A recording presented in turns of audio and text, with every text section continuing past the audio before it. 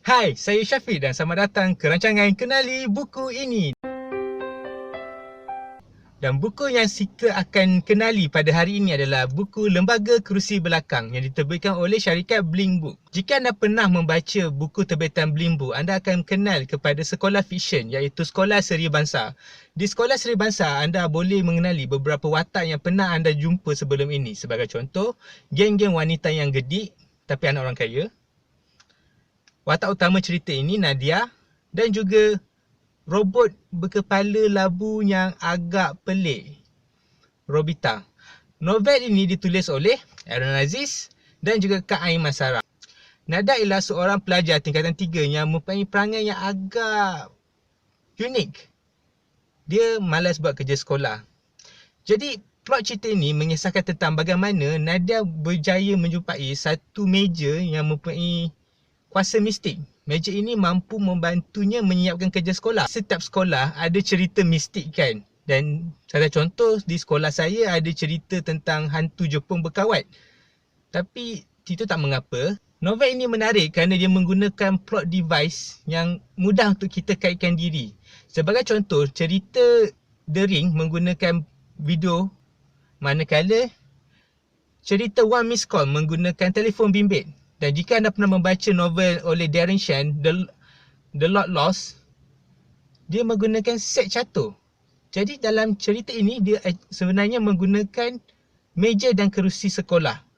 Jika anda pernah menjadi seorang pelajar sekolah, anda akan sentiasa menggunakan dua benda ini. Jadi ini adalah amat senang untuk kita kaitkan diri kita dengan watak utama. Apa yang menarik tentang cerita ini adalah lembaga itu sendiri. Kenapa dia wujud? Bagaimana dia wujud? Sebab apa dia bersikap demikian? Dan kenapa dia rajin sangat nak buat kerja orang lain? Tak ada kerja betul kan hantu tu? Okey, kita sudah berbicara tentang kelebihan cerita ini. Apa pula kelemahan cerita ini? Bagi saya, kelemahan cerita ini adalah pembentukan watak utamanya, Nadia. Nadia bukanlah seorang watak utama yang senang untuk kita bersimpati atau untuk kita kaitkan diri kita. Kerana kita tidak betul-betul mengetahui karakternya secara fizikal ataupun secara rohani. Kita cuma tahu adalah pelajar tingkatan 3 yang agak malas dan ada 2 kawan baik. Itu sahaja. Jadi kita tak dapat nak rasa simpati dengannya. Sebagai contoh, bila saya baca, bila hantu tu bully Nadia, saya tak rasa kesian dekat Nadia. Sekejap, hantu bully orang ke? Bila hantu tu kacau Nadia, jadi itu masalahnya. Kita tidak peduli sangat dengan watak utama ini. Jadi kalau saya rasakan kalau kita berjaya mempericikan lagi karakter ini, dia lagi senang untuk dikaitkan dengan kita dan kita akan lebih bersimpati kepada karakter ini. Selain itu, ada juga beberapa scene yang tidak masuk akal. Sebagai contoh, scene di sekolah.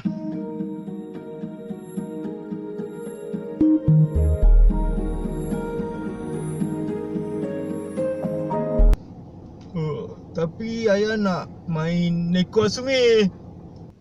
Enggak, banyaknya kucing. Comelnya. Kucing. Nadia, luar tu gelap. Ayah takut gelap.